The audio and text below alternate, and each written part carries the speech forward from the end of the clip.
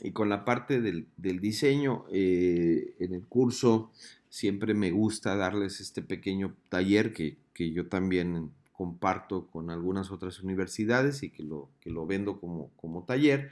Por eso el título, como taller de diseño y validación estadística e instrumentos para la medición en ciencias sociales.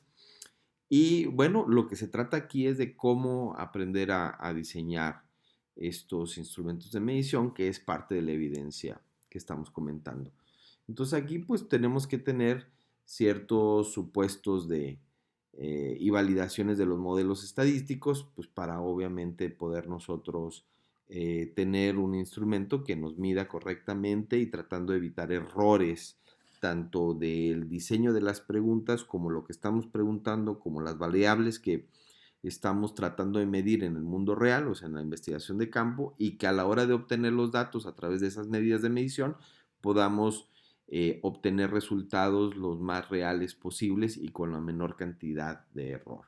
Entonces, ¿de qué trata esto? Bueno, pues, tienes que definir la investigación, tienes que tener un proceso de diseño de tu instrumento, que es donde nos estamos enfocando, que la parte del tamaño de la muestra de la población lo tenemos que considerar para la parte de la confiabilidad y diseñar nuestro instrumento en base a nuestra teoría para poder aplicar con diferentes técnicas nuestro instrumento y validar este instrumento tanto teóricamente como la parte de la fiabilidad de nuestro instrumento para poder obtener nuestra estadística descriptiva que a veces se puede hacer muy obvio, pero que nos puede decir cosas muy interesantes esta parte descriptiva para después llegar a ver qué correlaciones hay entre las diferentes eh, variables que tenemos y si alguna pues nos puede generar alguna causalidad, una causa-efecto. De eso es lo que se trata. Si bien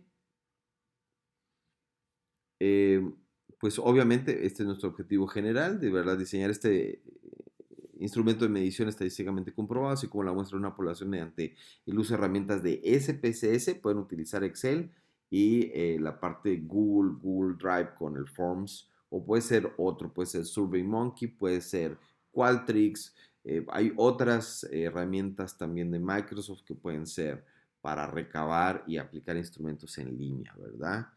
Eh, Bien, nada más recordarles que para la parte de la investigación se les recomienda pues algunos software para administrar la teoría que ustedes están utilizando. Por ejemplo, puede ser el uso de Notes o puede ser el uso de Mendeley que pueden ustedes estar utilizando, ¿sí?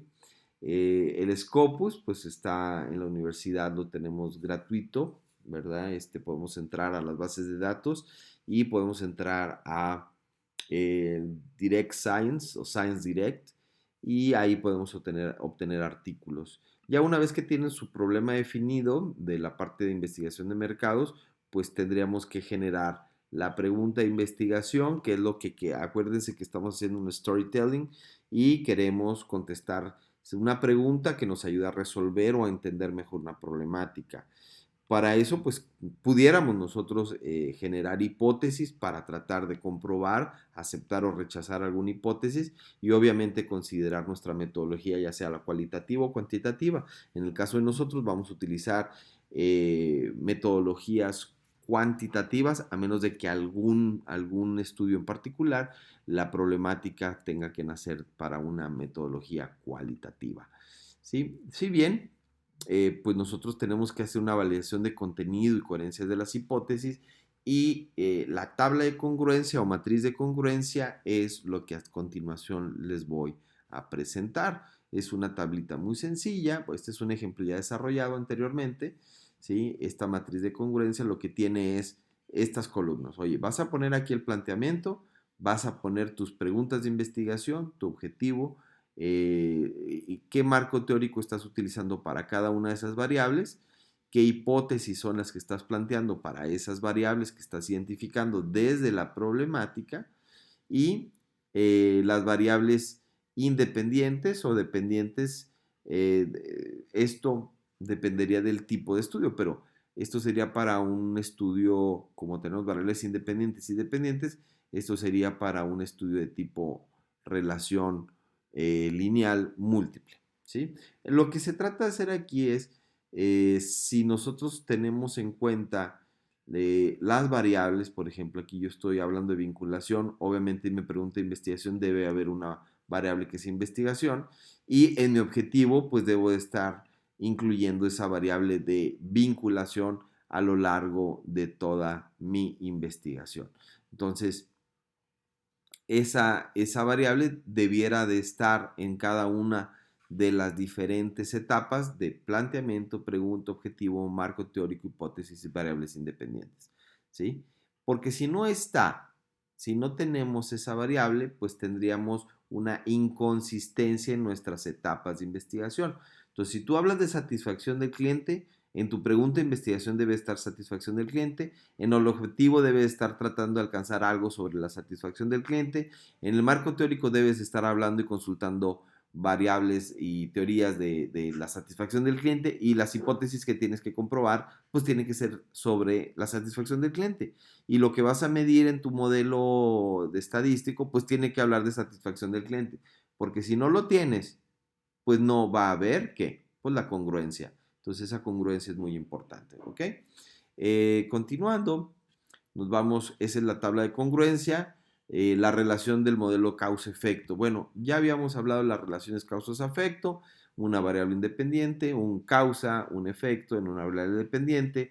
Esta la podemos medir con una correlación estadísticamente de una correlación de Pearson o con una regresión lineal simple. Hay diferentes modelos. El independiente es como el que les estaba mostrando yo hace un momento. Diferentes variables independientes, causas, que aportan en cierta medida a una variable dependiente. Entonces, causa y efecto. El efecto sería mi variable dependiente. Este también lo podemos medir con relaciones lineales, con correlaciones a través de la estadística y SPSS o Excel también. Vamos a utilizar la correlación de Pearson, porque está la de Spearman, que es un poquito más laxa. Vamos a utilizar la de Pearson, que es más rigurosa, y una regresión lineal múltiple, en este caso, para este modelo. Dependiendo de su estudio, aplica este modelo o no. Puede ser el primero o puede ser el segundo. Pero como yo ya les había comentado, pues este está demasiado sencillo. Vamos a hacer alguno de múltiples variables porque tienen múltiples preguntas. Hay otros tipos de modelos con variables moderadoras. Si se fijan, es lo mismo que el anterior, pero tenemos una variable intermedia aquí.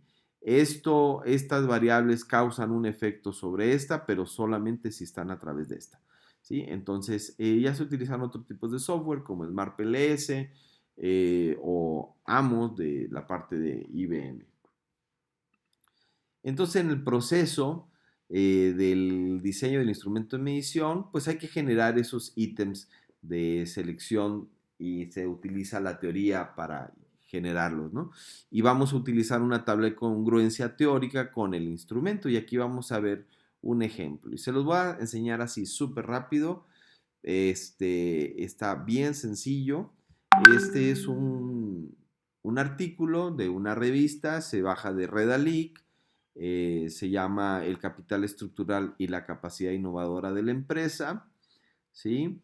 Y bueno, pues así a grandes rasgos, no nos vamos a meter per se a lo que trata el artículo. Quiero enseñarles un ejemplo de cómo redactan las preguntas y cómo nacen, ¿sí? Y entonces ellos lo que hacen, bueno, pues están midiendo estas variables, ¿no? El capital estructural y la capacidad innovadora de las empresas. Entonces, para eso ellos, lo pueden tomar como ejemplo para desarrollar el reporte final. Pues tienen su introducción, de qué trata, todos los antecedentes, ¿sí? Y hablan pues de estas variables, de quién ha hablado de eso, etcétera. Y luego van directamente a la teoría. Así lo van a estructurar. Esta es la teoría de que, pues del capital estructural y la capacidad innovadora. Y empiezan a consultar a diferentes autores en revistas, en libros, etcétera. Yo les recomiendo que sean revistas. Obviamente aquí serían temas de investigación de mercados, de mercadotecnia, etcétera, publicidad, etcétera, dependiendo del tema que ustedes están generando, de satisfacción del cliente, y empiezan a consultar a todos los diferentes autores, los citan con APA, etcétera, están poniendo todo lo relacionado a esa variable, ¿se fijan? Todo eso estaría, y luego dentro de capital estructural está la cultura, que es una variable que tienen que preguntar más, y luego tienen que hablar de la confianza, y si se fijan después de cada parte, ponen una hipótesis, dice, la cultura empresarial, porque estaban hablando de cultura, influye directamente en la capacidad innovadora de la empresa. A ver, ¿cuál es la variable? Cultura empresarial es la variable de la que desarrollaron esta teoría. Y luego dice que influye directamente, este es un modelo causal, causa-efecto, en donde la cultura empresarial influye en la capacidad innovadora. Entonces tenemos dos variables, cultura, causa, efecto, capacidad innovadora. Causa, efecto. Entonces, en mis preguntas debo de incluir preguntas sobre cultura empresarial y preguntas sobre capacidad innovadora. Si no, no pudiera medir esta hipótesis. Esto lo puedo traducir a una pregunta de investigación. ¿La cultura empresarial influirá directamente sobre la capacidad innovadora de una empresa? Y ya tengo mi pregunta de investigación. Y en mi problemática, si las empresas tienen la problemática de que su cultura no está generando una capacidad innovadora internamente. Esa es mi problemática. Y con una teoría de cultura, yo ya estoy sacando mi hipótesis, estoy sacando mi pregunta de investigación y ya estoy obteniendo mi problemática. Obviamente, este es un ejemplo que les estoy desarrollando aquí, pero pues la lógica es que nace el problema y del problema empiezan a investigar hasta llegar a nuestra hipótesis. Igual, de esta misma forma sigue con la variable de confianza, define que es una variable de confianza. Fíjense, aquí dice, además de la cultura hay una extensa investigación que muestra que hay una conexión entre confianza y desempeño de innovación empresarial. Entonces aquí la teoría ya me está diciendo que Galford había identificado que esta confianza tiene un impacto en la innovación empresarial. Entonces, ¿qué quiere decir? Que no nada más es cultura empresarial, sino que también va a ser confianza que va a impactar en esa capacidad innovadora de quién? Pues de nuestra empresa. ¿Sí? Por eso están analizando la teoría de confianza. Y así continúan, generan una hipótesis para esa variable. Obviamente siguen con las variables que se definieron en estructura del capital estructural de la organización. Así continúan con las diferentes variables y continúan desarrollando sus diferentes hipótesis, como ya lo habíamos comentado, y luego ya dicen, oye, pues necesito una metodología, ¿sí? Entonces, aquí es donde nosotros tenemos que definir, oye, va a ser cualitativa, va a ser cuantitativa, va a ser un análisis de correlación, va a ser un análisis descriptivo, voy a utilizar observación, voy a utilizar una encuesta. Ustedes van a utilizar una encuesta cuantitativa, va a ser a través de la búsqueda de una correlación entre las variables, ¿sí? Y obviamente, pues vamos a definir que va a ser una investigación confiable al 95%. Tienen que definir, obviamente, dónde lo van a aplicar, qué características deben de tener, quién se los va a contestar, ¿sí? Eso es la parte de la metodología, ¿sí? Aquí también se profundiza ya un poquito más adelante, ya cuando hayan hecho su investigación, cuántas encuestas enviaron, a quiénes fueron enviadas, cuántas fueron contestadas, etcétera, ¿sí? Y fíjense que la parte de las medidas, o sea, ya adentrándonos a la traducción de la teoría a nuestras preguntas, me gusta mucho este ejemplo. Estas son las medidas de innovación. ¿Cómo voy a medir la innovación? Que era nuestra variable dependiente, porque es causa-efecto, el efecto, ¿sí? Esa capacidad innovadora que hablamos de un inicio, pues tiene una, dos, tres variables, son tres constructos, si fijan, dice constructo. Innovación de producto, sí, pero para preguntar y evaluar la innovación de producto necesito dos preguntas que nacen de esta teoría de Davenport. Y aquí, por ejemplo, de esta innovación de producto dice, La pregunta sería, ¿nuestra empresa introduce en el mercado muchas innovaciones de producto de importancia significativa? Y esto le agrego yo una escala Likert y ya sería mi cuestionario. Y la segunda pregunta, ¿el peso de las ventas de nuevos productos en las ventas totales han incrementado sustancialmente en los últimos años? ¿Y esto de dónde nace? Pues nace de la teoría, del texto que estamos viendo arriba y de las hipótesis que estamos generando, pues necesito diseñar mis preguntas para poder medir eso y agregar, aquí lo único que nos faltaría sería ponerlo en forma de pregunta y agregar la escala Likert. ¿Estás totalmente en desacuerdo o totalmente de acuerdo de 1 a 5 o de 1 a 7? ¿Sí? Y así es como van traduciendo su teoría a las preguntas y esto después lo llevan a una herramienta como el Google, ¿sí? Que ya les grabaré otro video acerca de cómo utilizar esa herramienta, pero cada una de estas nos va a dar respuestas para qué, para innovación de producto, para innovación de proceso y para gestión de la innovación. Si nosotros vemos esto y lo transferimos a una hoja en donde ya nos están respondiendo, pues quedaría algo así, un instrumento de medición que cada columna es una pregunta. Nuestra empresa introduce en el mercado muchas innovaciones de producto de importancia significativa. Cada persona que me contesta, pues sería una respuesta, ¿sí? Cada pregunta, cada columna es una pregunta y cada renglón es una persona y aquí ya lo tengo registrado, a qué horas me contestó y estos datos son los que se meten al SPSS, pero esto lo veremos en otro video más a detalle.